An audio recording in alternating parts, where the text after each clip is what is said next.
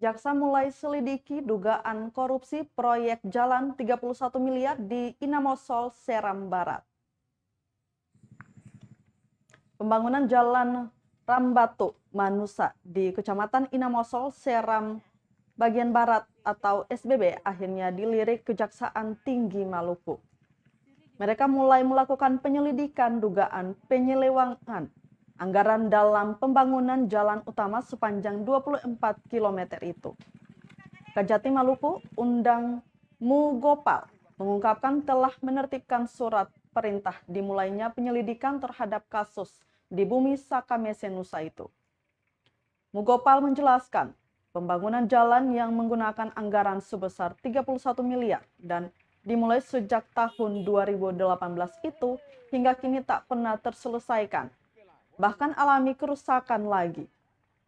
Proyek yang dikerjakan PT Sinar Bias Abadi ini sudah beberapa kali didemo sejumlah aktivis di tahun 2020 lalu.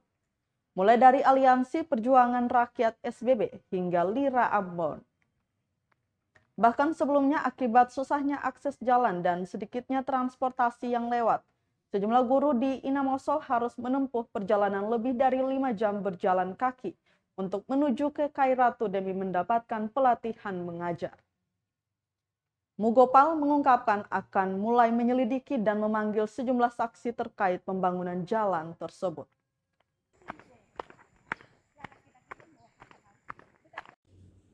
Jadi setiap laporan pengaduan masyarakat yang data dan faktanya dianggap belum akurat, belum asatulah, kita hanya mengeluarkan surat perintah tugas untuk bekal para petugas ke lapangan. Nah itu biasa diistilahnya full data full bucket. Dia tidak boleh meminta keterangan secara tertulis. Kalau dasarnya surat perintah tugas, tidak boleh dia memeriksa interogasi.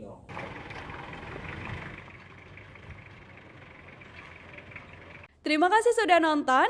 Jangan lupa like, subscribe, dan share ya.